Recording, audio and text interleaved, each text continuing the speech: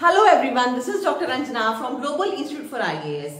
तो चलो बेटा, अभी कंटिन्यू करते हैं इकोनॉमिक सर्वे 2024-25 और आज इसका है पार्ट 3 जिसमें कि हम डील करने वाले हैं चैप्टर 2। तो बिना टाइम वेस्ट किए जल्दी से शुरू करते हैं। आपका जो चैप्टर 2 है बेटा, that is regarding monetary and financial sector development, और इसके लिए वर्ड यूज किए गए हैं the cart and the horse, जो हमारी इकोनॉमी को खींचता है cart. So India's monetary and financial sector have performed well in the first 9 months। तो हमारा सर्वे कह रहा है कि हमारी मॉनेटरी एंड फाइनेंशियल जो हालत है वो बहुत अच्छी है। Bank credit has grown at a steady rate, credit जो है वो अच्छे खासे बढ़ रहे हैं, बैंक जो है लोगों को लोन दे रहे हैं। In the current financial year with credit growth coverage जो है टुवर्ड्स डिपॉजिट ग्रोथ, और इसके अलावा आपकी क्रेडिट के साथ साथ डिपॉजिट भी जो है वो लोग अपने बैंक्स के अंदर ज्यादा कर रहे हैं। There has been a consistent improvement in the profitability of even scheduled commercial banks. SCBs अच्छा काम कर रहे हैं as reflected in the fall in gross non performing assets, जो कि पता लग रहा है कि उनके नॉन परफॉर्मिंग एसेट्स के अंदर डिक्रीज हुआ है, फॉल हुआ है। What are non performing assets? जब कभी भी हम लोन लेते हैं तो अगर 90 डेज तक अगर हम बिल्कुल भी उसका इंटरेस्ट रेट पे ना कर पाए तो फिर बैंक उसको नॉन परफॉर्मिंग एसेट की कैटेगरी में डाल देता है, और ये अच्छी बात है। इकोनॉमिक सर्वे बोल रहा है कि ये डिक्रीज हुआ है accompanied by the rise in capital to risk weighted asset ratio, और बैंक्स के अंदर capital to risk weighted asset जो है कुछ पैसा संभाल के रखा जाता है ताकि एज अ बैकअप यूज किया जा सके, ठीक है, एब्जॉर्ब करने के लिए रिस्क को। तो वो भी अच्छी खासी हमारी रेशियो जो है वो चल रही है एज पर अवर इकोनॉमिक सर्वे। बहुत ही यूजफुल होगा ये डाटा आपके लिए। मेंस में आपको एज इट इज सारा क्वेश्चन मैं कहूंगी कि बने बनाए आपको आंसर्स मिल रहे हैं, बिल्कुल free flowing data is there. Prelims में यहां से उठा के एज इट इज वो क्वेश्चंस आपको डाल देंगे। इकोनॉमी के लिए फिर से मैं बोलूंगी, मुझे नहीं पता कि यूजफुल है कि नहीं है, बट सिविल सर्विसेज के लिए बहुत ज्यादा यूजफुल डॉक्यूमेंट है। इस वजह से इसकी अच्छी कवरेज मैं आपके लिए करके लाई हूं। प्री और मेन्स दोनों ही पॉइंट ऑफ व्यू से एक ही बार में लर्न कर लीजिए। As far as your pre is concern, we never know कौन सा क्वेश्चन आ जाए। मेंस में प्रेडिक्टेबल होता है, एनबीए में क्वेश्चन आना ही है, बैंकिंग सेक्टर में आपको क्वेश्चन आना ही आना है। इसके अंदर आपको रेगुलेटरी बेसिस पे क्वेश्चन आने ही आने हैं, और वो सारा डाटा ऑलरेडी यहाँ पे अवेलेबल है। तो एक ही बार में अच्छे से चीजों को समझ लीजिए और याद करके कंप्लीट कर डालिए, राइट। तो कंटिन्यू करते हैं। The government has also achieved significant progress in financial inclusion. लोग अच्छे से अब अपने जो है मैक्सिमम लोग जो है वो अपने बैंक अकाउंट्स खोल रहे हैं, फाइनेंशियल इंक्लूजन बढ़ा है। विद फाइनेंशियल इंक्लूजन इंडेक्स, क्योंकि आरबीआई ने अपना एक अलग से फाइनेंशियल इंक्लूजन इंडेक्स जारी किया है, increasing from 53.9 in March 2021 to 64.2 at the end of March 2024, जो कि आपका 2021 से लेके अब तक जो है पहले 53.9 था तो अब 64.2 है। This is important for prelims also. Prelims में आपको क्वेश्चन पूछा जा सकता है रिगार्डिंग फाइनेंशियल इंक्लूजन इंडेक्स पे।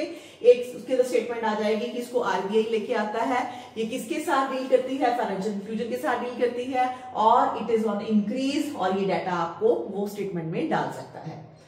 रूरल फाइनेंशियल इंस्टीट्यूशंस की बात करें, RFIs have been an important player in facilitating India's financial inclusion journey. तो आपके फाइनेंशियल इंक्लूजन के अंदर रूरल फाइनेंशियल इंस्टीट्यूशंस ने इंपॉर्टेंट रोल प्ले किया है।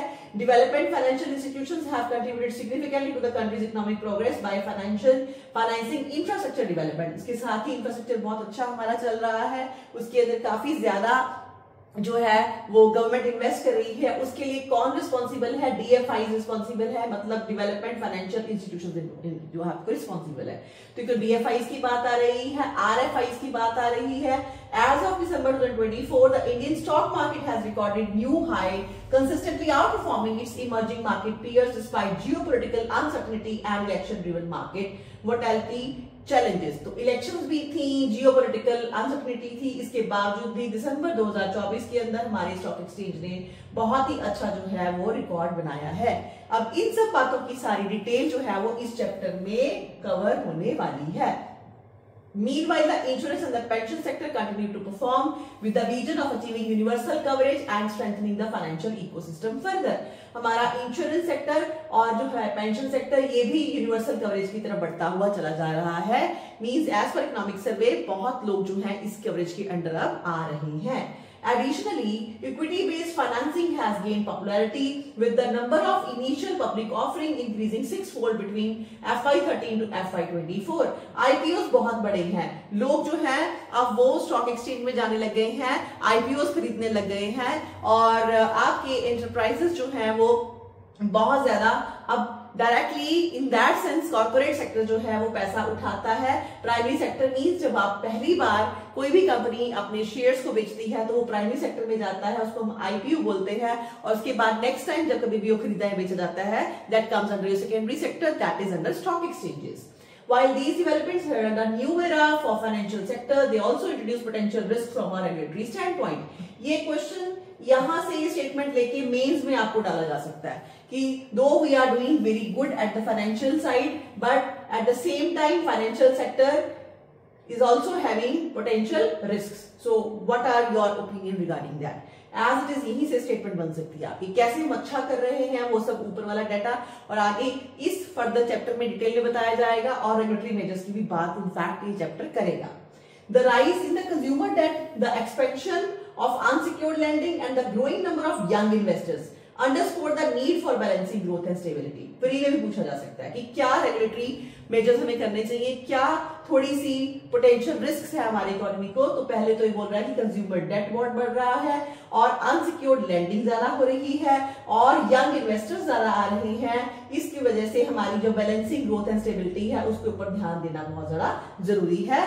Such regulation should be encourage financial sector growth while ensure stability and resilience. तो हमें regulation जो है उसके लिए और ज्यादा बढ़ाने पड़ेंगे। अब बात करेंगे monetary developments in detail. Now monetary developments, the primary objective of monetary policy is to maintain price stability. हमारा RBI monetary policy लेके आता है, उसका मेन ऑब्जेक्टिव क्या होता है, इकोनॉमी में प्राइस स्टेबिलिटी आए, while also consider the goal of economic growth, और उसके साथ साथ इकोनॉमिक ग्रोथ भी हो, as stable price are essential for sustainable growth, और सस्टेनेबल ग्रोथ होने के लिए प्राइस की स्टेबिलिटी होना बहुत ज्यादा जरूरी होता है। RBI employees various policy instruments, इस वजह से आरबीआई अपने पॉलिसी मेजर्स के अंदर बहुत सारे इंस्ट्रूमेंट्स का इस्तेमाल करती है। Managing the interest rate, conducting जो है open market operations, altering cash reserve ratio, statutory liquidity ratio, etc. to achieve this stability. तो time to time policy measures के थ्रू वो चेक करती है कि क्या वो चेंजेस करे कैश रिजर्व रेशियो के अंदर, जो कि बैंक्स है कुछ अमाउंट प्रोपोर्शन जो है वो अपना रिजर्व अपने साथ रखते हैं as per the demarcation of your RBI. इस तरह से ही एसएलआर असेट्स के अंदर कुछ जो है वो अमाउंट जो आपकी बैंक्स हैं वो अपने साथ रखते हैं, that is scheduled commercial banks. इस तरह से ही ओपन मार्केट ऑपरेशन गवर्नमेंट जो है वो करती रहती है रेपो रेट और रिवर्स रेपो रेट के थ्रू, जिससे कि गवर्नमेंट सिक्योरिटीज जो है वो बैंक्स खरीदते और बेचते हैं। तो ये सारी चीजों का किस लेवल पे परसेंट रखना है, इसको इंक्रीज करना है या डिक्रीज करना है, ये सब आरबीआई अपने पॉलिसी मेजर में करती रहती है। किस वजह से, ताकि वो क्रेडिट को कंट्रोल कर सके, एक्सपैंड करे या सबट्रैक्ट करे एज पर द नीड, ताकि प्राइस स्टेबिलिटी जो है वो हमारी इकोनॉमी में बनी रहे। Now, during the first 9 months of FY25, the Monetary Policy Committee (MPC) of RBI in its various meetings decided to keep the policy repo rate unchanged. Initially तो पहले आपका जो है अप्रैल से लेके दिसंबर तक तो उन्होंने अपने पॉलिसी रेट्स जो थे उसके अंदर कोई चेंजेस नहीं की, एट 6.5% जारी रखा ना। Banks obtain loan from RBI by selling government securities, और बैंक्स जो है वो लोन ले सकते हैं आरबीआई से, ठीक है, on the basis of your repo rate, और इसमें वो गवर्नमेंट सिक्योरिटीज को बेच के आरबीआई जो है आरबीआई से पैसा लेते हैं। और इसके अंदर इनिशियली पहले इन्होंने कहा कि हम अपना ये जो रेट है अराउंड 6.5% ही रखते हैं। MPC announced a cut in CRR to 4%, लेकिन दिसंबर 2024 के अंदर आरबीआई ने ये डिसाइड किया कि हम थोड़ा सा सीआरआर कम करते हैं, 4% करते हैं, जबकि पहले ये 4.5% था, ताकि क्रेडिट जो है वो मार्केट में ज्यादा एक्सपैंड हो सके। आपको इतना तो समझ होगा ही, अगर कैश रिजर्व रेशियो कम करेगी आरबीआई, दैट मींस बैंक्स के पास ज्यादा पैसा होगा जिसको कि वो ज्यादा लोन्स की तरफ जो है वो दे पाएंगे, जिससे कि आपकी इकोनॉमी के अंदर ज्यादा पैसा आएगा, इकोनॉमी के अंदर जो क्रेडिट है वो एक्सपैंड हो जाएगा, लोगों के हाथों में ज्यादा पैसा आएगा, right. So the decision is expected to infuse around 1.16 lakh crore liquidity in the banking system, जिसकी वजह से ये एक्सपेक्ट किया जा रहा है कि 1.1 lakh crore liquidity banking system में इंक्रीज हुई जब आपका जो 4.5 है उससे सीआरआर को 4% किया गया। Examining the trend in various measures of money supply in economy, like different aggregates that reflect varying degree of liquidity, it is seen that the monetary base, the most liquid form of money, that is MO, recorded year-on-year growth of 3.6%. तो अगर हम money supply की बात करें तो आप उसकी measures की बात करेगा कि MO जो है उसने रिकॉर्ड किया है, उसका ग्रोथ जो है वो MO जो है उसने रिकॉर्ड किया है उसका ग्रोथ 3.6% और 2025 3rd of January को ही कंपेयर टू 6.3% ईयर अगो, जबकि एक साल पहले इसकी ग्रोथ 6.3% थी, ठीक है। And MO recorded year on year growth of 3.6% as of 3rd January compare to 6.3% in a year ago. Now इसके अलावा मॉनेटरी सप्लाई को लेके ट्रेंड जो है वो आपका इकोनॉमिक सर्वे क्या कह रहा है, examining the various measures of money supply in the economy by different aggregates, जो आपके एमओ, M1, M2, M3 आपके डिफरेंट एग्रीगेट्स होते हैं, वो रिफ्लेक्ट कर रहे हैं वेरिंग डिग्री ऑफ लिक्विडिटी। इसमें वेरिएशन काफी पाई गई है। It is seen that the monetary base via the most liquid form जो आपका एमओ है उसके अंदर रिकॉर्ड किया आपका ईयर ऑन ईयर ग्रोथ वो 3.6 था, ठीक है, 3rd of January 2025 के अंदर, जबकि इससे पहले एक साल पहले ये 6.3% था। तो थोड़ी सी पहले हम बातचीत कर लेते हैं अभी आपके जो मनी सप्लाई है, जो आपके मॉनेटरी मेजर्स हैं। So first is your M0, और ये इसको हम रिजर्व मनी भी बोलते हैं। अब MO की या M0 की जो डेफिनेशन है वो क्या है, that is currency in circulation at a particular time, economy कितनी करेंसी सर्कुलेट कर रही है, और बैंक्स में डिपॉजिट्स जो है आरबीआई के साथ कितने हैं, और अदर डिपॉजिट्स विद आरबीआई। तो करेंसी इन सर्कुलेशन, बैंक्स के डिपॉजिट आरबीआई के साथ और other deposits also. Other deposit RBI के अंदर क्या आता है, that is basically the deposits of quasi government and other financial institutions, and then balance in the accounts of the foreign central bank and government, then accounts of international agencies such as the International Monetary Fund. Very very important thing. तो M0 के अंदर क्या आता है, currency in circulation, your bank deposits with RBI, and other deposit के अंदर क्या आता है, जो आपकी डिपॉजिट्स है क्वाजी गवर्नमेंट या फाइनेंशियल इंस्टीट्यूशंस के। इसके अलावा balances in the account of foreign central bank and government, और इसके साथ ही अकाउंट्स ऑफ इंटरनेशनल एजेंसीज, वहां पे कितना पैसा है, ये सारा आपका किसके अंदर आता है, MO के अंदर आता है। और M1 जिसको कि हम नैरो मनी बोलते हैं। नाउ M1 बेसिकली इसके अंदर क्या है, is the sum of currency with the public and net demand deposits held by commercial banks. तो इसके अंदर एफडीज नहीं बल्कि डिमांड डिपॉजिट्स आते हैं। M2 के अंदर क्या है, M2 is the sum of M1 तो चलेगा ही, इसके साथ ही सेविंग डिपॉजिट्स भी आ जाएंगे, और वो किसके साथ आएंगे, पोस्ट ऑफिस के साथ। एंड M3 जिसको कि हम ब्रॉड मनी कहते हैं, is the sum of M1, that means currency with the public and net demand deposit, और उसके साथ ही क्या आ जाएगा, नेट टाइम डिपॉजिट्स भी आ जाएंगे। M4 is the sum of M3 and total deposits with post offices, saving organizations, excluding, लेकिन इसमें national saving certificates जो है वो शामिल नहीं होते हैं। तो ये थोड़ी सी बातचीत मैंने आपको अभी एक्सप्लेन कर दी है regarding your M, that is important money measures, right. Now the growth of M3 जो है उसके अंदर इन्होंने क्या पाया आगे सर्वे के अंदर, excluding the impact of the merger of non bank with the bank was 9.3% as of December 2024 compared to 11% a year ago। तो इसके अंदर भी थोड़ी सी कमी है M3 के अंदर। इनफैक्ट इसमें जो है मर्जर को भी बाहर निकाल के अगर देखा जाए तो भी इसकी एक्सपेंशन 9.3% हुई है, जबकि पिछले साल जो है वो 11% थी। Among sources, bank credit to commercial sector was a major contribution जो है to increase in M3। लेकिन जो भी आपका M3 के अंदर दिख रहा है supply, bank credit to the commercial sector, commercial sectors को बैंक ने काफी पैसा दिया है। नाउ एज ऑफ 27 दिसंबर 2024 जो आपका मॉनेटरी मेजर्स है, the ratio of the M3 to MO अगर हम देखें या M0 हम देखें, stood at 5.7 against 5.5 a year ago. So जब हम इसको एडजस्ट करते हैं तो वहां पे अब हम 5.7 पे है in comparison to 5.5 of the earlier year. Now adjusted for the reserve repo amount, analytically akin to bank deposits with the central bank, the adjusted MM was lower at 5.6 as of 27 December 2024। लेकिन अगर इसको हम adjust करें repo rate के साथ तो फिर थोड़ा सा ये आपका 5.6 हो जाता है 5.7 के कंपैरिजन में। तो इसकी जो है अगर हम थोड़ा सा यहाँ पे कर्व के अंदर फोकस करने की कोशिश करें, then you will find higher monetary multipliers as of December 2024 indicating higher liquidity in the market. तो इसके अंदर आपकी लिक्विडिटी जो है वो 2022 में अराउंड 4.5 अराउंड जो है वो आपको दिख रही है, ठीक है, that is registered the repo rate. और अगर हम ओरिजिनल एमएम देखें तो ये है आपकी 5.2 और इसके अंदर थोड़ी फ्लक्चुएशन है, इस बात को आपने ध्यान देना है कि ये बिल्कुल भी कांस्टेंट नहीं है, डिक्रीज इंक्रीज एकदम से नहीं हो रहा, इनफैक्ट जो फ्लक्चुएट हो रहा है। एंड एट द मोमेंट अगर हम इसको देखें तो ये 2024 ये आपका जनवरी से लेके अभी आपका नवंबर तक जो है ये शो कर रहा है।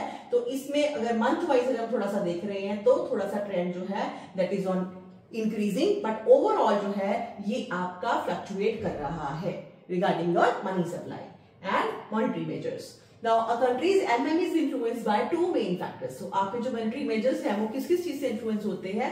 As it is आपका ये सर्वे में ही गिवन है, the amount of cash individual and business hold, लोगों के हाथ में कितना पैसा है, and the reserves that banks maintain, banks के पास कितने रिजर्व है, दोनों ही चीजें इंपैक्ट करती हैं। तो होना क्या चाहिए, लोगों के हाथों में कम पैसा होना चाहिए, बैंक्स के पास भी रिजर्व में ज्यादा पैसा नहीं होना चाहिए, इनफैक्ट बैंक उसको ज्यादा से ज्यादा लोन के अंदर दे, और लोग भी हैं अगर ज्यादा पैसे को इन्वेस्ट करेंगे दैट मींस कि आपकी मॉनेटरी सप्लाई जो है वो इकोनॉमी में अच्छी होगी, इकोनॉमी में बहुत सारी आपकी बिजनेस एक्टिविटीज होंगी जिससे कि हम लोग ज्यादा ग्रो करेंगे। Now, when individual keep more cash, the banking system cannot create money, resulting in lower multipliers. ठीक है, तो ऑब्वियसली आपका एमएम मनी मल्टीप्लायर कम हो जाएगा अगर लोग बहुत ज्यादा पैसा अपने हाथ में ही रखेंगे, वो सिंपली सेविंग्स अपने पास ही रखेंगे, उसको कहीं यूज नहीं करेंगे। In this case cash in hand acts as a leakage, तो एक लीकेज से काम करेगा ये, बैंकिंग सिस्टम से पैसा जैसे कि लीकेज की तरफ जा रहा है। Similarly reserves that bank hold with the central bank also count as a leakage. अब अगर बैंक का खुद का बहुत सारा पैसा ही सेंट्रल बैंक के पास पड़ा हुआ है तो वो भी एक तरह से लीकेज ही है, बिकॉज बैंक उसका इस्तेमाल नहीं कर पा रहा है। फर्दर डिक्रीजिंग द एमएम, आपके मनी मल्टीप्लायर्स जो है वो कम होते हैं। So in India's case banks hold a portion of their deposit as reserve with RBI known as CRR. और हमारे यहाँ पे तो ऑब्वियसली डेफिनेटली आपके मॉनेटरी मेजर्स हैं जिसके अंदर की जो आपके रिस्क को कम करने के लिए सीआरआर हो गया, बैंक रेट है, सीआरआर है, एसएलआर है। इन दैट सेंस ये पैसा तो रोक के रखा ही जाता है कि बैंक सारे के सारा पैसा यूज ना करे, ताकि वो कल को अगर जो भी आपके कह सकते हैं कि फ्लक्चुएशंस अगर इकोनॉमी में आई तो उसको रेजिस्ट कर सके। इस वजह से कुछ पैसा उनको अपने पास रखना पड़ता है, लेकिन इसी को ही कम या ज्यादा किया जाता है बाय आरबीआई मॉनेटरी पॉलिसी। और उसका लॉजिक क्या होता है कि कब जो है आरबीआई ने इकोनॉमी के अंदर पैसा इंक्रीज करना है, क्रेडिट की एक्सपेंशन करनी है, तो ये मॉनेटरी मेजर्स के अंदर आपकी सीआरआर, एसएलआर, बैंक रेट उनको डिक्रीज कर दिया जाता है ताकि मनी जो है वो एक्सपैंड हो जाए, लोगों के हाथ में ज्यादा पैसा आए। और अगर चाहिए होता है कि पैसा लोगों के हाथों से कम करना है तो क्या होगा, ये सारे मॉनेटरी मेजर्स को उनकी परसेंटेज को इंक्रीज कर दिया जाएगा। अब लोगों के हाथों में पैसा कम या ज्यादा करने से क्या होगा, बहुत important fact, that is your inflation. अगर इन्फ्लेशन बहुत ज्यादा है तो हमें क्रेडिट को कॉन्ट्रैक्ट करना पड़ेगा, लोगों के हाथों से पैसा खींचना पड़ेगा।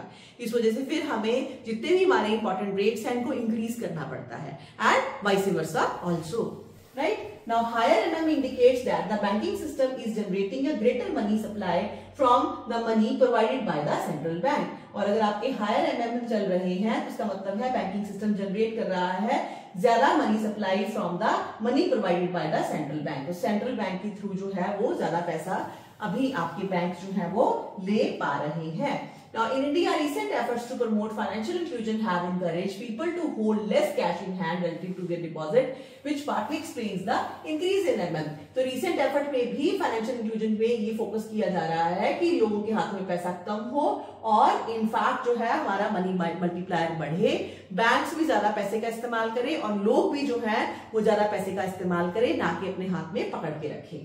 Now, आगे चल के यही चीजें जो है वो हमें चार्ट के अंदर शो कर रहे हैं that the MM has a upward trend over the years. जैसे कि पीछे हमने अपने इस चार्ट के अंदर देखा था कि ये अभी ट्रेंड थोड़ा सा इंक्रीजिंग की तरफ चल रहा है।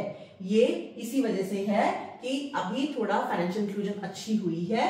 एंड ये जो डिक्लाइन हुआ था that is at the time of covid pandemic and increase economic uncertainty causes individual to increase their cash holding, because उस टाइम पे लोगों की टेंडेंसी ये थी कि ज्यादा से ज्यादा पैसा अपने हाथ में ही रखें, अपने घर में ही सेव करके रखें, उसका इस्तेमाल ना करें, बिकॉज कोविड-19 पे डेफिनेटली एक ऐसी कैलेमिटी कह सकते हैं आप, नेचुरल कैलेमिटी थी जिसमें कि लोगों का फेथ जो है वो एकदम से बहुत ज्यादा डिस्टर्ब हुआ था। Now, however, after FY22, it has resumed its upward trajectory, लेकिन अब ये FY22 से ही, फिस्कल ईयर 22 से ही बेटर होने लगा है, reflecting enhanced liquidity generation in the economy. Financial intermediations, so financial intermediation को लेके हमारा इकोनॉमिक सर्वे जो है वो क्या बात कर रहा है देखते हैं। Now The GNPA ratio of SCBs, आपकी ग्रॉस जो है नॉन परफॉर्मिंग एसेट्स रेशियो आपके शेड्यूल्ड कमर्शियल बैंक्स की डिक्लाइन हुई है कंसिस्टेंटली, ध्यान दीजिए वर्ड्स पे, consistently from its peak in FY18 to 12-year low of 2.6% in 2024। ये आपका प्री का क्वेश्चन है और यहाँ पे हम बोलते हैं कि बहुत कम होता है कोई चीज कंसिस्टेंटली इंक्रीज या डिक्रीज हो, लेकिन एज पर इकोनॉमिक सर्वे आपके GNPA रेशियो जो है वो डिक्रीज हुई है, कंसिस्टेंटली डिक्लाइन हुई है। Lower slippages and the reduction of the outstanding GNPAs through recoveries बढ़ी हैं, अपग्रेडेशन हुआ है, राइट ऑफ्स हुए हैं, have led to their decrease. बहुत सारा पैसा even as per the recommendations of the government bank से राइट ऑफ ही कर दिया है, उसको भी पहले साइड पे रख दिया, उसको NPA में काउंट ही नहीं किया, ये भी एक बहुत बड़ा रीजन है। Lower GNPAs and higher provision accumulated in recent years also contributed to decline in the net NPA. Gross के साथ साथ net NPA भी decline हुए हैं around 0.6% at the end of September 2024. Improvement in assets quality parameter were observed across all major banks. सारे banks ने आपकी जो asset quality है उसको measure किया है, अच्छे से observe किया है, means कोशिश की है अपने NPAs को control करने की। सेक्टर वाइज अगर हम देखें the growth in the agricultural credit, agriculture में जो भी आपके बैंक्स लोन देते हैं उसके अंदर ग्रोथ हुई है as of 29 November the current financial year was 5.1% credit growth हुई है एग्रीकल्चर सेक्टर में। इंडस्ट्रियल में देखें अगर हम तो ये है 4.4% by the end of November 2024 and higher than 3.2% recorded in the last year. So industry के अंदर भी आपकी ये इंक्रीज हुआ है। अक्रॉस इंडस्ट्रीज अगर हम देखें bank credit to even MSMEs में भी have been growing faster than credit disbursal to large enterprises, मतलब ये बोल रहे हैं कि MSMEs को ज्यादा पैसा दिया गया है लार्ज एंटरप्राइजेस के कंपैरिजन में। As of the end of November 2024 credit to MSMEs register your year on year growth of 13% whereas it stood 6.1% for large enterprises. Large enterprises की क्रेडिट ग्रोथ 6.1% हुई है जबकि MSMEs की जो है वो 13% हुई है। अगेन इंपॉर्टेंट डाटा फॉर ये मेंस के लिए, आपके लिए MSMEs में भी आप इसको लिख सकते हैं because it is being recorded by your economic survey, तो वी आर वेरी सेफ। हम अपनी तरफ से कुछ नहीं बोल रहे हैं, इकोनॉमिक सर्वे ने जो हमें डाटा दिया है उसको हम कोट कर रहे हैं। Credit growth to the services and personal loan segment also moderated to 5.9% and 8.8% respectively as of the end of November. So service sector के अंदर भी growth है। ये prelims का आपका UPSC का इस साल का क्वेश्चन हो सकता है, सभी में ही growth है, overall consistently increase हुआ है आपका। Now in December 2024, MPC the RBI announced an increase in the interest rate ceiling of even foreign currency non-resident deposits with maturity of 1 to 3 years and 3 to 5 years. Again important question for pre. तो जो हमारे NRIs हैं वो भी हमारे banks के अंदर पैसा रख सकते हैं, उनके लिए एक स्पेशल अकाउंट होता है FCNR और उसके अंदर भी ये कह रहे हैं कि इन्होंने इंटरेस्ट रेट जो है वो इंक्रीज किया है for long term saving. It has also decided to link the foreign exchange retail platform. In fact, foreign exchange retail platform भी खोल दिया गया है with the connection कैसे भारत कनेक्ट प्लेटफॉर्म के साथ, ताकि to enhance the access to foreign exchange for MSMEs. So MSMEs foreign exchange तक भी जो है वो access कर सकें। These measures will not only help bank attract investable funds for credit growth, but will also help to attract more foreign inflow into India. तो क्योंकि अब foreign exchange भी ले सकती है MSME, so in that sense ज्यादा flow जो है वो आपका foreign currency का इंडिया के अंदर हो सकता है। Another significant measure to improve credit access for small and marginal farmers. Small and marginal farmers को भी ये बोल रहे हैं कि उनको भी इन्होंने ज्यादा क्रेडिट दिया है। Increasing the limit for collateral free, जहां पे कि आपको कुछ भी गिरवी नहीं रखना पड़ेगा, ये लिमिट इन्होंने इंक्रीज की है। पहले ये 1.6 लाख थी, अब 2 लाख के लिए आपके फार्मर्स को किसी भी तरह की कोई भी कोलेटरल देने की जरूरत नहीं है। Again important data. और अब बात करते हैं रूरल फाइनेंशियल इंस्टीट्यूशंस की। Now RFIs are vital in ensuring inclusive growth through financial inclusion because rural financial institutions हैं, तो ये बहुत हेल्पफुल होते हैं ताकि रूरल एरियाज में से हम फाइनेंशियल इंक्लूजन कर सकें, क्रेडिट एक्सेसिबिलिटी करवा सकें, एग्रीकल्चरल फाइनेंस दे सकें, उनको एम्पावरमेंट करें रूरल एंटरप्रेन्योर्स की। So these institutions comprise a network of organisation that provide banking, तो ये इंस्टीट्यूशंस के थ्रू बैंकिंग सर्विसेज भी होती हैं, फाइनेंशियल सर्विसेज भी प्रोवाइड करते हैं हम रूरल एरियाज के अंदर। Now this multi-agency system include very important as it is जो भी फैक्ट्स यहाँ पे आ रहे हैं इनको वैसे भी आप डिटेल में कर लीजिए, प्री मेंस दोनों कवर हो रहे हैं। कौन सी इंस्टीट्यूशंस की बात आ रही है? आरआरबीज की, रूरल कोऑपरेटिव बैंक्स की, देन ऑब्वियसली आपके एससीबी स्मॉल कोऑपरेटिव बैंक्स की, then small SFB small financial banks की, एनबीएफसीज की, देन नॉन बैंकिंग फाइनेंशियल जो है आपके कॉर्पोरेशंस हैं, देन माइक्रो फाइनेंशियल इंस्टीट्यूशंस की, लोकल एरिया बैंक्स की। ये सारी चीजों को आप अच्छे से पढ़ के जाएंगे, इनका सारा का सारा बेसिक्स, और काफी ये चीजों को in fact economic survey as it is भी कवर कर रहा है। So this is your syllabus actually. Now national bank for agriculture and rural development NABARD oversees the performance and health of RRBs को लेके बहुत अच्छे से डाटा दिया गया है इस बार हमारे सर्वे के अंदर। And RCBs focusing on the aspect such as growth, the composition of the assets, liabilities, business structure and profitability indicators। तो RRBs का सारा काम जो है वो कौन देखता है? NABARD देखता है। and RRBs were established in 1975 under the RRB Act of 1976 and starting from the initial number of 5, initially 5 थे 1975 में, they have significantly expanded in its reach, branch count, total deposits and advances, जैसे कि 133 RRB से 2006 में following certain mergers, liquidation हुई, आपस में मिले, अमलगमेशन हुई टू इंप्रूव देयर परफॉर्मेंस। ये नंबर फिर कम रह गया, ये हो गया 43 in 2023। Very important data for prelims. Now their coverage expanded from 523 districts, पहले 523 डिस्ट्रिक्ट में थे 2006 के अंदर, to 696 districts and the number of branches grew substantially। अब ये 14,494 थे 2006 में, अब 21,856 हैं 2023 में। ये डाटा अगर आप मेन से किसी भी क्वेश्चन में लिख लेते हो तो आपके मार्क्स मल्टीप्लाई कर जाएंगे, मनी मल्टीप्लायर्स की तरह। Now as of 31st March 2024 there were 43 RRBs, जिसमें कि 12 जो है स्पॉन्सर्ड है, with 22,069 branches with operations extended to 31.3 crore deposit accounts and 3 crore loan accounts in 26 states। Additional data ये मेंस के लिए है।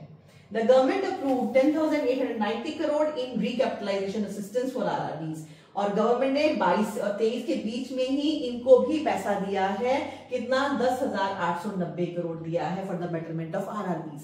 आरआरबी जनरली आपको मेन से भी क्वेश्चन आता है, ये डाटा आपके काम आएगा। प्रीलिम्स वाला अगर चाहे तो आरआरबीज के ऊपर आपको क्वेश्चन बना के दे सकता है, जहां पे एमसीक्यूज को आपको सॉल्व करना होगा, तो ये डाटा आप अच्छे से कर लीजिएगा। This recapitalization scheme included operational and governance reforms as part of the sustainable viability plan, और ये सारी जो भी पैसा उन्होंने डाला इस प्लान को क्या कहते हैं? sustainable viability plan और designed to revitalize RRBs। मतलब मेंस का क्वेश्चन आपका इस लाइन से भी बन सकता है, ये आपका मेंस का क्वेश्चन यहां से आ सकता है, या फिर इस स्टेटमेंट को प्रीलिम्स के क्वेश्चन बना के आगे नीचे आपको फैक्ट्स दिए जा सकते हैं। The plan aim to achieve several objectives। इसमें क्या क्या है इस प्लान के अंदर कि इनकी क्रेडिट एक्सपेंशन हो, बिजनेस डाइवर्सिफिकेशन हो, एनपीए कम हो, कॉस्ट जो है रैशनलाइजेशन अच्छी हो, टेक्नोलॉजी अच्छे से अडॉप्ट कर पाए, इनके पास इतना पैसा हो, इंप्रूवमेंट हो इनके कॉर्पोरेट गवर्नेंस के अंदर। The consolidated net profit of RRBs ये भी इंक्रीज हुआ है, 4,974 करोड़ था और अब ये बढ़ के 7,571 करोड़ हो गया है। दैट मींस आरआरबी जो है वो अच्छा परफॉर्म कर रहे हैं। The consolidated CRAR जो आपकी रिस्क वेटेड एसेट रेशियो है वो रेज टू फ्रॉम 13.4%, वो मार्च 2023 से बढ़कर अब ये भी इनकी 14.2% हुई है। जितना पैसा ये आपकी जो एब्जॉर्ब करने के लिए शॉक्स को रखते हैं, कैपिटल एडिक्वेसी रेशियो जो है वो भी इन्होंने बढ़ा दी है। Number of RRBs with CRAR of less than 9% decreased from 9 as March 2023 to 4 as March 2024। मतलब सिर्फ 4 ही ऐसे हैं जो कि 9% से थोड़ा कम रखते हैं।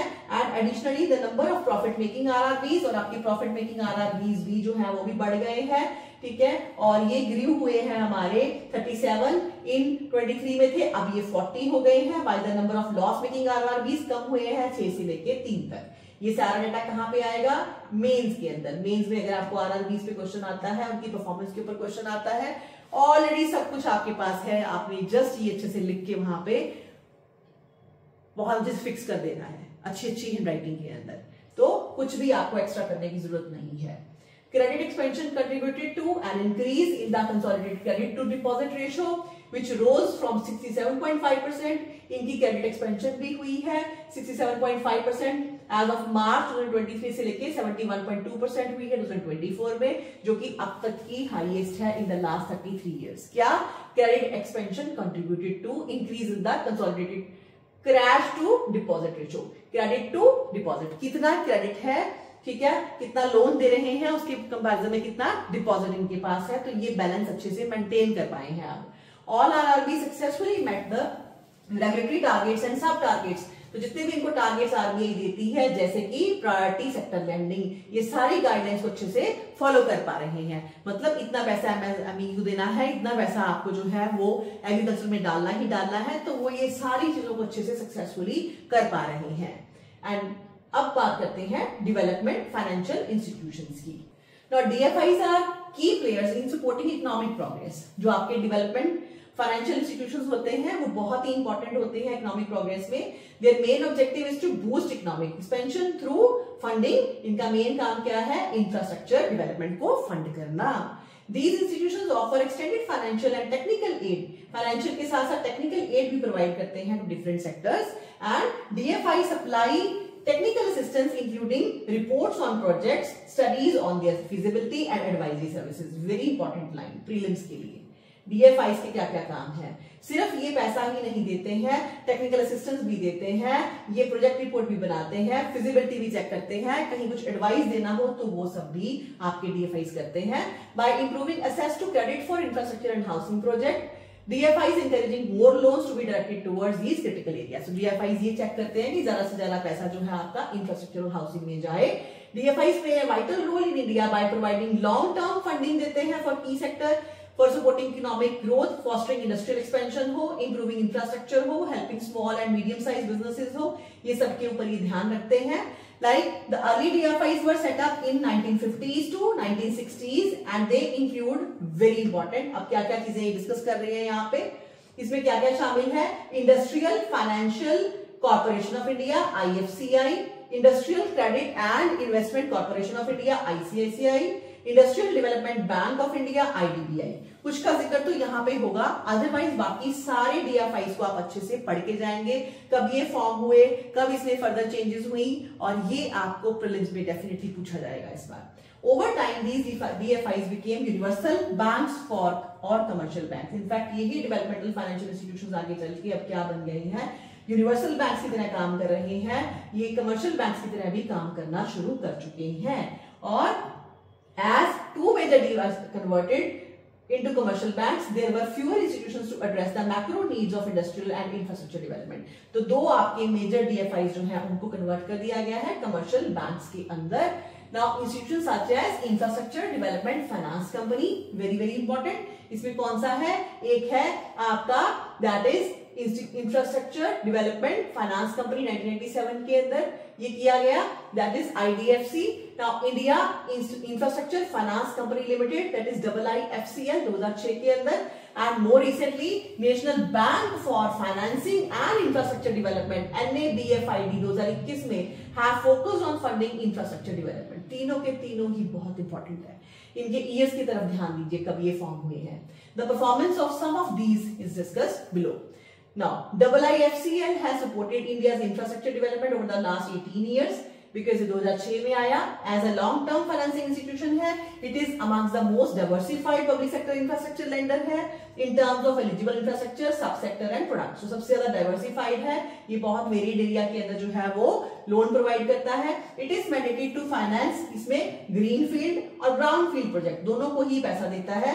ग्रीन फील्ड प्रोजेक्ट कौन से होते हैं? जहां पे कि आपको बहुत ही बेसिक लेवल से स्टार्ट करना होता है, और ब्राउन फील्ड कहाँ पे होते हैं, जहां पे कोई चीज प्रोजेक्ट ऑलरेडी बना है लेकिन उसके अंदर आपको बेटरमेंट करनी है। तो दोनों को ही ये पैसा देते हैं, covering direct lending, then take out finance, refinance भी करते हैं, credit enhancement across all infrastructure subsectors as notified by the government in the, और अभी आपकी एक नई लिस्ट इन्होंने जारी की है, harmonised master list of infrastructure subsector. थोड़ा सा इसके बारे में बाद में पढ़ लीजिएगा, राइट। दिस इज, या फिर ज्यादा डिटेल में नहीं जाना है, जस्ट सी थ्रू इट कि ये किसकी बात कर रही है। इतने से रेफरेंस में ही आपको क्वेश्चन पूछा जा सकता है। प्री में एक स्टेटमेंट डाल देंगे रिगार्डिंग योर IIFCL और IDFC के अंदर एक लाइन डाल देंगे जब ये क्वेश्चन बनाएंगे कि इस तरह का कोई लिस्ट जो है वो अभी सब सेक्टर्स के लिए गवर्नमेंट ने तैयार किया है। तो आपको अगर पता होगा then and then only you will tick कि ये सही है।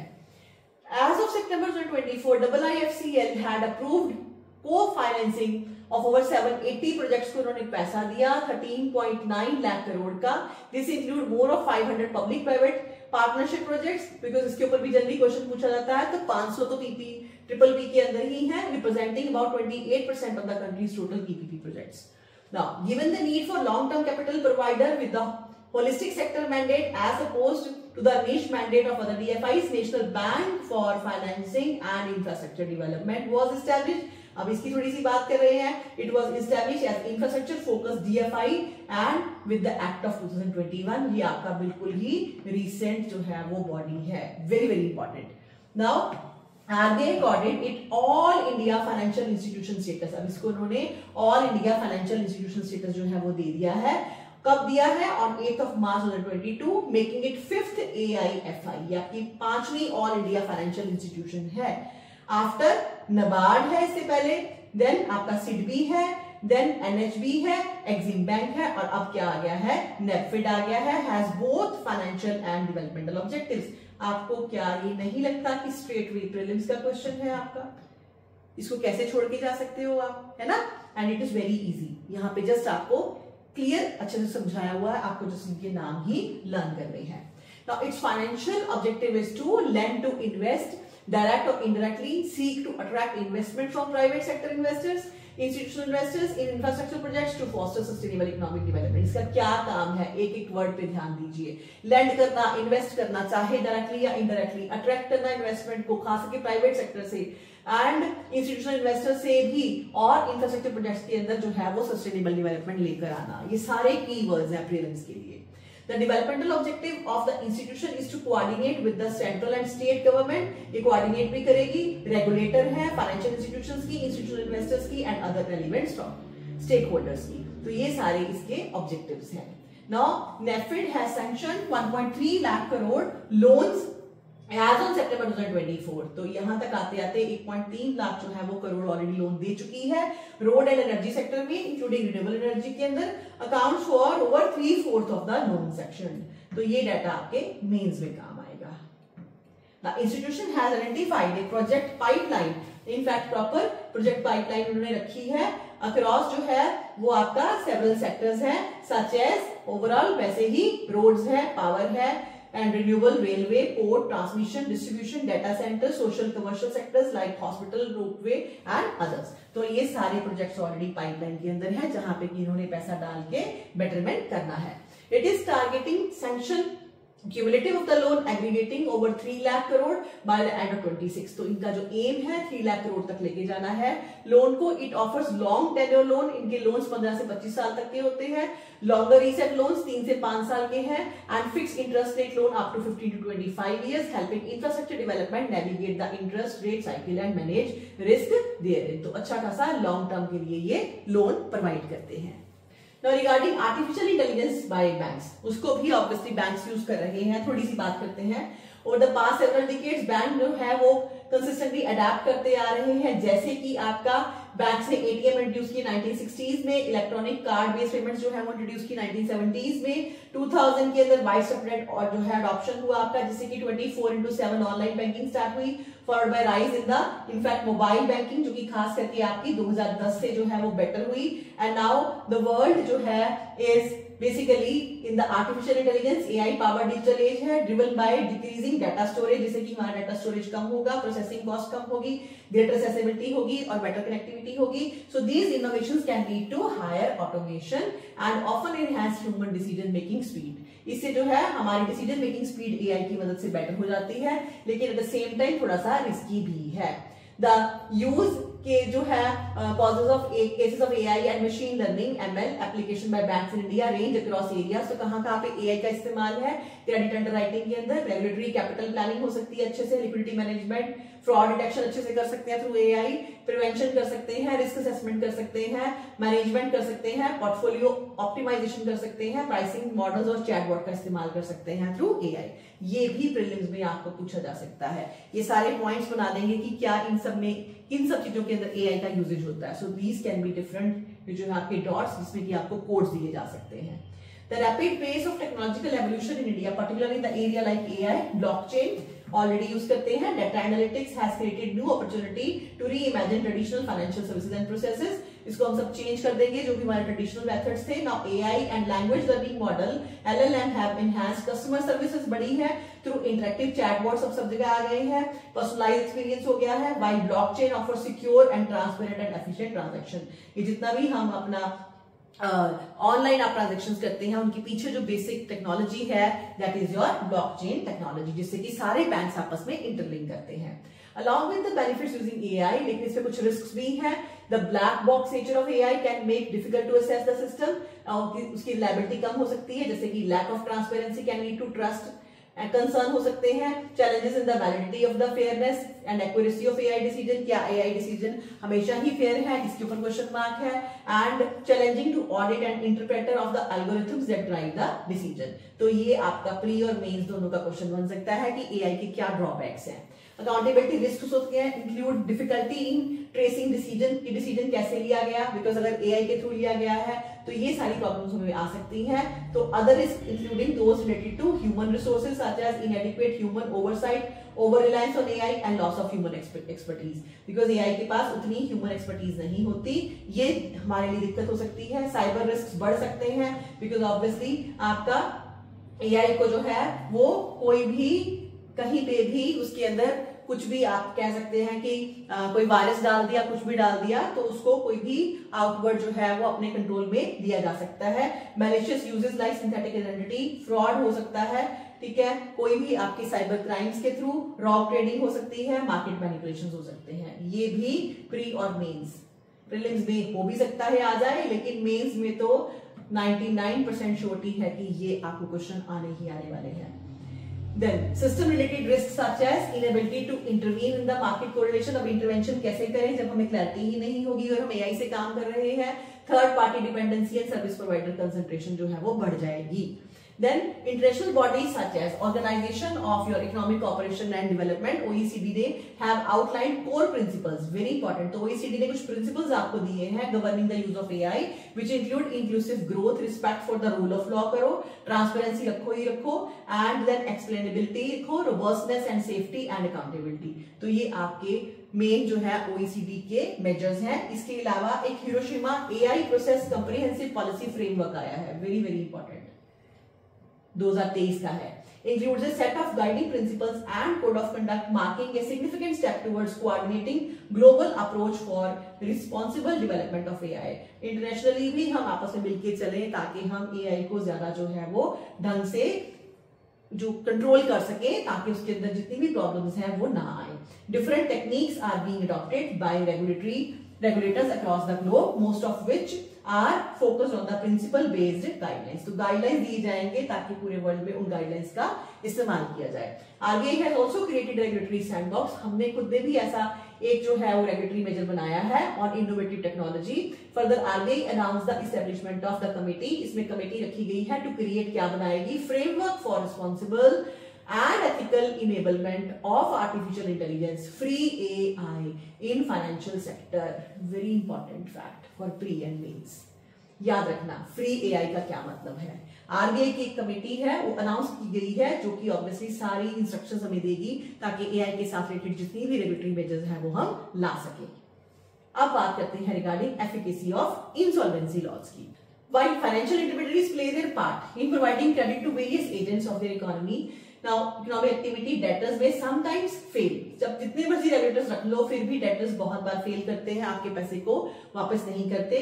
So this requires a mechanism to rescue them, तो उनको रेस्क्यू करने के लिए, बैंक्स को भी बचाने के लिए, and provide honourable exit to the honest debtors. अगर कोई ऑनेस्ट बंदा है लेकिन उसको घाटा पड़ गया, इस वजह से वो लोन वापस नहीं कर पा रहा, उनकी मदद करने के लिए एक हमने ये एक रेजोल्यूशनरी बॉडी जो है वो बनाई है जिसको हम बोलते हैं इंसॉल्वेंसी लॉ। और इसके लिए क्या आया हमारा, enacting the insolvency and bankruptcy code, इस साल में आया 2016। जब से बना है तब से इंपॉर्टेंट ही है और जनरली आपके एग्जाम में इस पे क्वेश्चन आता ही है। It has ushered in modern and comprehensive insolvency resolution framework लेके आया है for distressed entities. By addressing financial distress and NPA, the code has had indelible impact on the health। तो ये अब पाया है हमने कि इसका अच्छा काम रहा है, इसने हमारी हेल्थ को बेटर किया है बैंकिंग सेक्टर की। And till September 24 1068 resolution plans approve की गई इस कोड के अंदर, रिजल्टेड इन द क्रेडिट, जिसमें कि 3.6 लाख करोड़ हम अपना रियलाइज कर पाए, बैंक्स पैसा निकाल पाए, 161% against liquidation value and 86.1% of the fair value. तो वो हम अपना पैसा जो है फेयर वैल्यू का भी इवन 86% जो है वो बैंक्स अपना ले पाए। Resolution under the could have spend across all sectors, ये सारे सेक्टर्स को कवर करता है रेजोल्यूशन, फ्रॉम लार्ज चाहे स्टील मैन्युफैक्चरर्स हो, रियल एस्टेट प्रोजेक्ट्स हो, या स्मॉल जो है वो आपके एफएमसीजी हो। The deterrent effect of the code has led to significant shift in debtors behavior। तो इस कोड की वजह से इनफैक्ट डेटर्स खुद ही पहले अपने हेल्प के लिए वो बैंक के पास आ जाता है, रादर देन कि बिना सोचे समझे अपने लोन को एंड जो है वो आपके नॉन परफॉर्मिंग एसेट के अंदर डालता है। So thousands of debtors are resolving distress in early stage of the distress. And the next step towards insolvency and bankruptcy reform is to improve operational efficiency। अब इसकी operational efficiency और speed अच्छी हो, इसके ऊपर ध्यान दिया जा रहा है। तो यहाँ पे obviously इतना टाइम नहीं है, बहुत कुछ डिस्कस करना है, इस वजह से मैं आपका insolvency and bankruptcy code discuss नहीं कर रही हूँ, बट आप इसको अच्छे से जरूर करके जाइएगा। ये हमेशा से ही इंपॉर्टेंट है, जब से ये बना है 2016 से। अगर आपको दिक्कत आती है कमेंट सेक्शन में बताना, तो मैं इसको डिफरेंट वीडियो में एक्सप्लेन कर दूंगी। Then development in capital market, capital market की भी बात की जा रही है। कैपिटल मार्केट क्या होती है, आज central to India's growth story, catalysing capital formation in the real economy. जितना भी आपका इंफ्रास्ट्रक्चर है वो डेवलप होता है। Enhancing financialisation of the domestic saving, domestic saving को हम जो है वो डालें इंफ्रास्ट्रक्चर के अंदर। इनेबलिंग वेल्थ करेक्शन, जिससे कि हमारी कंट्री की वेल्थ बन गई। वेल्थ का मतलब क्या है, infrastructure, ports, railways, roadways and all. As of December 2024, India stock market has achieved new height। इसके अलावा स्टॉक मार्केट भी अच्छे चले आपके। Entertainment correction in the midst of geopolitical uncertainty, ये सारी प्रॉब्लम्स के बावजूद भी हमारे स्टॉक एक्सचेंज अच्छे रहे। Investors participate has given a contribution with number of investors growing. Investment increase हुई है फ्रॉम 4.9 करोड़ FY20 से लेके अब 13.2 करोड़ जो है वो हो गई है 2024 में। ये डाटा आप लर्न कर लेना। देन प्राइमरी मार्केट में देखिए, इंडियन स्टॉक एक्सचेंज प्रोवाइड जो है conducive market condition, foreign conservation भी हुए हैं and list their local subsidiaries, thereby offering good opportunity for unlocking value, जिससे कि अच्छे से आईपीओस बढ़े हैं हमारे। India share in global IPO listing अगर हम देखें, surged to 30% in 2024, up by 17%। Global level पे भी हमारे आईपीओस को हम कंपेयर करें तो बढ़े हैं, मेकिंग इट द लेंडिंग जो है leading contributor of the primary source mobilization. मतलब कि हम प्राइमरी सोर्स मोबिलाइजेशन कर पाए हैं, ग्लोबली भी लोगों से हम पैसा जो है वो ला पाए हैं, और ज्यादा एंटरप्रेन्योर्स जो है वो आपके बाहर निकल के आए हैं और वो इन्वेस्ट कर रहे हैं थ्रू आईपीओस, वो पैसा लेके उसको चैनलाइज कर रहे हैं। The total resource mobilization from primary market जो है स्टैंड्स 11.1 लाख करोड़ 2024 में, which is 5% more than the earlier one. In contrast to the equity market, the debt market we have in India remains undercapitalized। लेकिन debt market अच्छी नहीं चल रही है। As a percentage of GDP, the corporate bond market is only 18% of in India। हमारे यहाँ पे bond market जो है वो सिर्फ 18% ही है और डेट मार्केट है। और जबकि अगर हम और नेशन में देखें, कोरिया वगैरह के अंदर तो ये 80% है, चाइना के अंदर 36% है। तो डेट मार्केट में ग्लोबली हम बहुत अच्छा नहीं कर रहे हैं, प्राइमरी सेक्टर के अंदर अच्छा कर रहे हैं। सेकेंडरी मार्केट में देखें तो बार बार आ रहा है on 23rd of May 2024, total market capitalization of Bombay stock exchange listed stocks जो है वो आपके $5 ट्रिलियन माइलस्टोन को पहली बार क्रॉस करके गए। सेकेंडरी सेक्टर भी हमारा अच्छा चल रहा है। Eight the end of December 2024 हमारा जो मार्केट कैपिटलाइजेशन है इंक्रीज हुआ 14.2% since March 2024 to reach 445.2 lakh crore हम पहुंच गए। And BSE market capitalization to GDP ratio भी देखें हम, ये 136% ग्रो की है 2024 में, जो कि लास्ट 10 ईयर्स में सबसे ज्यादा है। So this data is again important, ये एज इट इज मेंस में आप लिखाना जब आपको क्वेश्चन आएगा। राइज इन इन्वेस्टर्स जो है, participation in capital market, investors definitely बढ़े हैं, लोग अब ज्यादा जो है वो स्टॉक एक्सचेंज के थ्रू वो शेयर्स के अंदर पैसा लगाने लग गए हैं। इस वजह से the period since the pandemic has seen surge in the individual and household participation in the capital market investment, चाहे वो डायरेक्ट हो या इनडायरेक्ट हो। And your healthy corporate earning जो है and stable macro fundamental efficient and robust technology architecture बड़ा अच्छा चल रहा है, फैसिलिटेटिंग जिससे कि एफिशिएंट ट्रेडिंग हो पा रही है, क्लियरिंग डिपॉजिटरी सिस्टम, ट्रस्ट जो हुआ है गार्नर्ड बाय म्यूचुअल फंड, लोगों को अच्छा इकोसिस्टम दे रहे हैं, ऑनलाइन डिजिटल इन्वेस्टमेंट जो है वो अच्छी चल रही है। And encourage greater participation in the capital market. The incremental addition to the demat account, इसी वजह से लोगों को डीमेट अकाउंट खोलना पड़ता है जब कभी भी आप स्टॉक्स में पैसा लगाते हैं। इसमें इंक्रीज हुआ है और ये शार्प इंक्रीज हुआ 33%, 18.5 crore eight the end of December 2024 year on year basis. In the equity cash segment individual investor share जो है वो 35.6% इंक्रीज हुआ है, इनफैक्ट आपका कब तक, दिसंबर 2024 तक। Now, the rise in the retail participation की बात करें, म्यूचुअल फंड में भी आपका राइज हुआ है and reflected in the doubling of the unique investors from 2.9 crore to 5.6 crore. Mutual fund segment presents जो है has more than 10 crore systemic investor plan, SIP plans जो है वो आपके चल रहे हैं with cumulative SIP inflows of 10.9 lakh crore since its inception. तो ये पूरे सेक्टर जो है वो हमारे सेकेंडरी सेक्टर बहुत अच्छा परफॉर्म कर रहे हैं। Now, GIFT City, International Financial Services Center Authority, IFSCA is poised to play a pivotal role in India's vision of 2047. ये हमारी जो 2047 की विजन है, इसके अंदर हमारी एक नई body that is international financial service centre authority, ये बहुत बड़ा रोल प्ले करने वाली है। As a unified regulator, it is responsible for developing and regulating financial institution services and products within, कहां पे, India's international financial services centre. ये नई कंसेप्ट है इंटरनेशनल फाइनेंशियल सर्विसेज सेंटर की। Now, with its internationally aligned regulatory regime, it aims to create an environment conducive to global financial institutions, ताकि हम global financial institutions को इकट्ठे लेके चले जो कि हमारे इंडिया में ऑपरेट कर रहे हैं। This in turn will facilitate the growth of India's financial sector, making it a key player in the global economy, ताकि हम global economy में easily participate कर सके। Now, GIFT IFSCs has been witnessing brisk growth, अब इसके अंदर अच्छी खासी ग्रोथ जो है अभी से ही नजर आ रही है। More than 720 entities across category आई हैं। Vibrant banking ecosystem in GIFT जो है IFSC comprises, इसमें क्या क्या आता है, फॉरेन डोमेस्टिक बैंक सेटअप आते हैं इस एरिया के अंदर, जिसको कि ये एक बार जो है अनाउंस कर देते हैं, उनके ब्रांचेस पेरेंट बैंक के साथ जो है वो आपकी IFSC बैंकिंग यूनिट्स खुल जाते हैं। एज ऑफ सितंबर 2024 टोटल एसेट साइज जो है वो इसका क्रॉस कर गया $70 billion and the cumulative value of transaction जो है ये क्रॉस कर चुकी है 975 billion. Credit exposure to IBU stands over आपके 51 बिलियन इन सितंबर 2024, और इसमें कौन से कंट्रीज के साथ हम डायरेक्टली लिंक्ड है, that is like US, UK, Singapore, UAE apart from India. तो थोड़ा सा गिफ्ट सिटी के बारे में डिटेल पढ़ लेना और IFSCs के बारे में थोड़ी सी और डिटेल आप जरूर पढ़ना। Now, development in the insurance sector, global insurance market is experiencing dynamic period. आपका ग्लोबली भी इंश्योरेंस सेक्टर अच्छा ग्रो कर रहा है, driven by steady economic expansion, strong labour market चल रही है।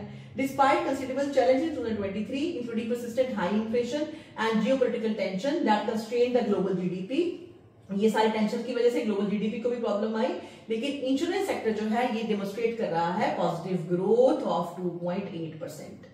इंडिया इंश्योरेंस मार्केट भी कंटिन्यू कर रही है एक अपवर्ड ट्रेजेक्टरी में। Total insurance premium grew by 7.7% in FY24, reaching 11.2 lakh crore despite slight decline in the insurance penetration. Insurance जो पेनिट्रेट कर रहा है उसमें थोड़ा सा डिक्लाइन है, लेकिन ओवरऑल प्रीमियम बढ़ा है। जो लोग आ चुके हैं वो अच्छे से जुड़े हैं, लेकिन मैक्सिमम लोगों तक अभी हम नहीं पहुंच पाए हैं, मतलब हमारी पेनिट्रेशन ज्यादा नहीं है, दैट इज फ्रॉम 4%। अब ये पेनिट्रेशन थोड़ी सी कम हुई है, 4 से कम होकर 3.7% हुई है। देन अगर हम बात करें लाइफ इंश्योरेंस पेनिट्रेशन की, यही ड्रॉप हुई है मार्जिनली फ्रॉम 3% टू FY23 तो अब ये है 2.8% हुई है। Bye non life insurance penetration जो है वो सिर्फ 1% ही हमारी कम हुई है।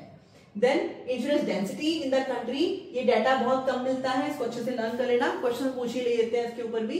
तो insurance density in the country for modest rise, density increase हुई है फ्रॉम $92 अगर हम बात करें से $95 जो है इन FY24। Now non-life insurance density increase from $22 to $25, इसमें भी इंक्रीज हुआ है आपका life insurance and non life insurance density में भी इंक्रीज है। The life insurance industry recorded a premium income of 8.3 lakh crore in FY24 compared to 7.8 lakh crore, तो इसी वजह से इंश्योरेंस इंडस्ट्री को भी फायदा हुआ है। Swiss Re Institute has projected India's insurance sector to grow at the rate of 11.1%, तो जो हमारे स्विस इंस्टीट्यूट है उन्होंने भी प्रेडिक्ट किया कि हम बेटर करेंगे and expected to become the fastest growing market among G20 nations, में भी इंश्योरेंस सेक्टर में हम फास्टेस्ट ग्रोइंग मार्केट जो है वो बन जाएंगे।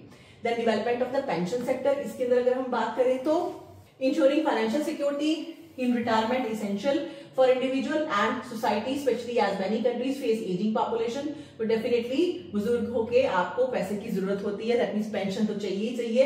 सो इसी वजह से WEF has highlighted that for the first time in the history globally number of people age 65 and over has surpassed the number of children age 5 and younger. पूरी दुनिया में अगर हम देखें तो अबाउट 65 इयर्स ऑफ एज जो है वो बंदे बढ़ गए हैं in comparison to your younger people and age 5 year below.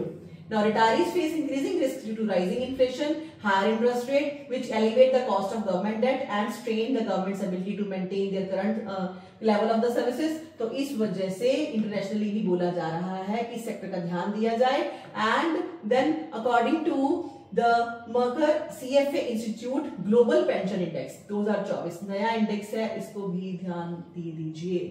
Right, India's overall index value has moderated from 45.9 से अब हम थोड़ा सा बेटर हुए हैं टू 44 इन 2024। नाउ मॉडरेट हुआ है हमारा।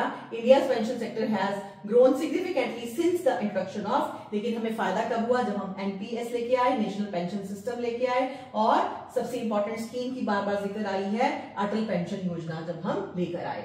एज ऑफ सितंबर 2024 टोटल नंबर ऑफ सब्सक्राइबर जो है वो हमारे रीच हुए हैं 783 lakh, showing a year on year growth of 16%। तो ये आपको मदद मिलेगी इनफैक्ट इस प्रोग्राम के अंदर, स्कीम के अंदर लिखने के लिए भी। सो जो नंबर ऑफ आपके अटल पेंशन योजना सब्सक्राइबर्स हैं which includes its earlier version of NPS lite rose from 538 lakh in March 2023 से लेके अब 629 जो है वो लाख हो गए हैं सितंबर 2024। ये डाटा आपको मेंस में काम आएगा बेटा। Now APY subscriber comprise approximately 80.3% of the overall pension. Maximum हमारी ओवरऑल पेंशन सब्सक्राइबर्स में से 80.3 तो हमारे APY स्कीम के अंडर ही आते हैं। Now disaggregated data from pension fund regulatory and development authority, ये अलग से है जो कि पेंशन को डील करती है। PFRDA indicates significant improvement in terms of gender in subscriber. Gender subscriber भी आपके जो है वो वेरिएशन शो कर रहे हैं, मतलब फीमेल्स की भी एंट्री हुई है। The share of the female subscribers increased from 37.9% to 52%। तो जो अगर आपको क्वेश्चन आ जाता है फीमेल इंपावरमेंट के अंदर, वीमेन इंपावरमेंट के अंदर, ये मेंस में आपको ये डाटा बहुत काम आने वाला है। प्रीवियस स्टेट में आपको कोई स्टेटमेंट बना के पूछी जा सकती है। Additionally the age distribution has shifted a favour, younger लोग भी ज्यादा आए हैं। Younger cohort significant those age 18 to 25 whose share rose from 29.2% to 45.5%. However, 93.7% of your APY account corresponds to pension amount, यानी इनको 1000 रुपए पर मंथ मिलती है, जबकि 3.7% इनको की 5000 मिलती है। And on 24th of August 2024, government approved unified pension scheme, ये नई स्कीम आपकी है for government employees that will be implemented along with the present NPS के साथ ही चलेगी and will be effective from FY26. Again, important information for pre as well as mains. Despite this growth, India's pension system has considerable potential for future expansion. अभी और future expansion जो है वो हमारी इसमें हो सकती है। Pension asset including major schemes like आपके EPFO accounts to like 17% of the GDP and National Cyber Security Policy 2013, इसको भी ध्यान दीजिएगा। It was जो है release by government in 2013 for public use and implementation with all relevant stakeholders. Objective क्या है cyber security को लेके of the policies to create framework बनाना for comprehensive collaboration and collective response to deal with the issues of your cyber security at all level. Now this जो है आपकी FSDC है, is an apex body for addressing high level policy issues and fostering इंटररेगुलेटरी coordination. ये body ही आपकी सबको आपस में link करेगी और ये फैसिलिटेट करेगी इंटररेगुलेटरी कोऑर्डिनेशन को फाइनेंशियल सेक्टर डेवलपमेंट के अंदर and maintenance of the financial stability in view of the increasing digitalization of financial sector. In fact जो है FSDC has been focusing on cyber security issues and strengthening the cyber resilience. इसमें India's Tier 1 ranking जो है in the global cyber security index 2024 with the commendable score of 98.49 आया, signifies significant milestone in cyber security journey। अच्छी चल रही है और ये आपका है GCI Global Cyber Security Index, इसमें हमारा जो है वो स्कोर है 98.49, important for prelims। RBI in collaboration with sectoral regulators like Insurance Regulatory and Development Authority of India, PFRDA overseas, ये RBI देखती है sub-security preparedness of the financial sector through regular IT examination and monitoring the compliance with the establishing guidelines. So RBI in collaboration with other sectors, कौन सी आपकी IRDAI and PFRDA, इन सबको आपस में focus करते हुए ये साइबर सिक्योरिटी के ऊपर ध्यान देती है। Very very important. The primary focus is on the regulation issued by RBI and emphasizing the essential elements including governance, technology, risk management देखते हैं, IT सर्विस मैनेजमेंट देखते हैं, साइबर सिक्योरिटी ऑपरेशंस देखते हैं, बिजनेस कंटिन्यूटी देखते हैं, response and recovery, vulnerability assessment, third party management, सब कुछ चेक करके देखते हैं। So India's accession to Tier 1 of this GCI 2024 clearly indicate the nation's enhanced cyber security commitment. Now this achievement reflects government's dedication to secure its digital domain and set benchmark for other countries। मतलब कि हम इसमें अच्छा perform कर रहे हैं। So अच्छा data हमें मिल गया है इस चैप्टर के अंदर और डेफिनेटली थोड़ा सा मुझे स्पीड फास्ट करके समझाना पड़ा बिकॉज इट्स वेरी लेंदी और मैं नहीं चाहती कि मैं इंपॉर्टेंट इश्यूज को मिस करूं और बहुत स्लो बोलने से भी आप जो है वो थोड़ा बोर फील करते हो। सो आई हैव कवर्ड इट, ठीक है, थोड़ी सी पेस के अंदर, लेकिन मैंने सारे इंपॉर्टेंट पॉइंट डिस्कस किए हैं। तो कोई भी चीज अगर आपको नहीं समझ आई तो इट्स बेटर कि आप उसको रीप्ले करके देखिए और लर्न कर लीजिए। बहुत ही अच्छी चीज है जो आपको बनी बनाई मिल रही है बेटा।